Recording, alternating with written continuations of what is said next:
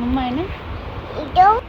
Hey guys what's up, I was not doing well. 4-5 दिनों से मेरी तबीयत ठीक नहीं चल रही थी, मुझे ब्रीदिंग इश्यूज़ आ रहे थे। मैंने इसको काफ़ी लाइट लिया, पर ऑल ऑफ सडन कल रात 9 बजे मेरी तबीयत बहुत ख़राब हुई। मुझे लगा मुझे सांस ही नहीं आ रहा है।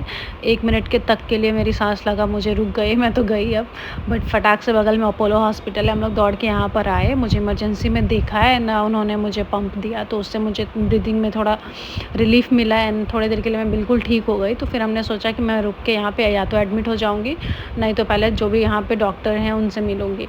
तो फिर इमरजेंसी में तो देख लेते हैं वहाँ पे डॉक्टर्स, पर आपके जो स्पेशलिस्ट होते हैं, कार्डियोलॉजिस्ट जो भी है, हार्ट स्पेशलिस्ट, वो आपको देखते हैं। तो यहाँ पे हमने बैठ के नंबर लगाया एंड बहुत मुझे मुश्किल हो रहा था। मुझे लग रहा था बस मुझे देख लो। को सांस लेना बहुत टफ़ हो रहा था, पता नहीं ऐसा क्यों हुआ। और मैंने इसको बहुत लाइट लिया, लाइक ठीक है, मुझे लगा हो गया होगा सोने-वोने में किसी तरह से, पर नहीं, मुझे कुछ-कुछ ऐसे प्रॉब्लम्स, ऐसे सिम्पटम्स नज़र आ रहे थे। जब मैंने डॉक्टर को बताया तो डॉक्टर ने बोला कि आपको बिल्कुल लेट नहीं करना चाहिए था, ये हार्ट अटैक का सिम्पटम्स होता है।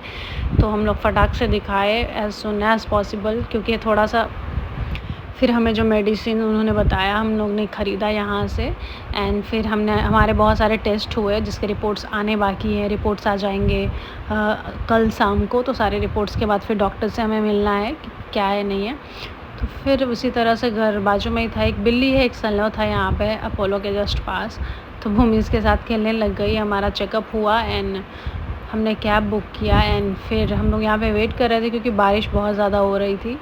और क्या ही मतलब क्या बोलूँ, इतना ज़्यादा मुश्किल हो जाता है मतलब एक बेबी को लेके जाना एंड बहुत मैं यही कहूँगी कि अगर आपको भी ऐसे कुछ भी सिम्टम्स नज़र आते हैं, उसको नज़रअंदाज करना जानलेवा हो सकता है। और मुझे फ़ील हुआ वो, मुझे लगा कि मैं तो निकल ली।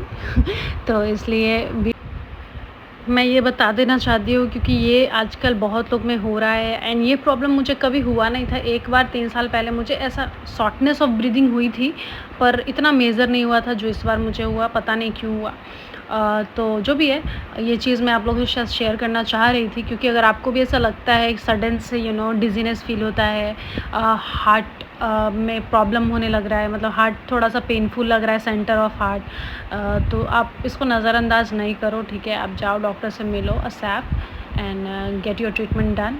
फिर हमें ये पंप लेके आई मैं घर पे, फिर खुद से किया पंप। मुझे तो करना भी नहीं आता था, पता नहीं कैसे करते थे इसको।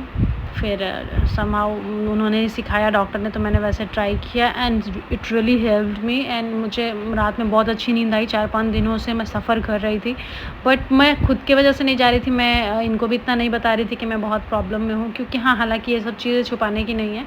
मैंने तो यही देखा, क्योंकि छुपाने से बहुत ज़्यादा खतरा बढ़ जा सकता।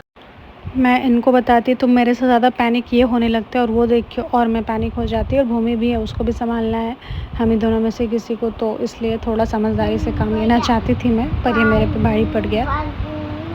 हमारा ईसीजी हुआ, मैं गलती से ग्राफ घर लेके चली आई दिखाने के बाद भूल के, हालांकि मेरे को देना था क्योंकि रिपोर्ट मिलेगा कल। तो फिर सब हमें हस्बैंड ने एप्पल पहना दिया कि लो पहनो एंड इस पर आपको डिटेक्ट होते रहेगा। अगर आपका हार्ट वेट रेट जो भी है आपका अगर फ्लक्चुएट होगा तो आपको इस पर नोटिफिकेशंस आ जाएंगे एंड आप ये हो जाना, थोड़ा अलर्ट हो जाना। Okay bye, Tata.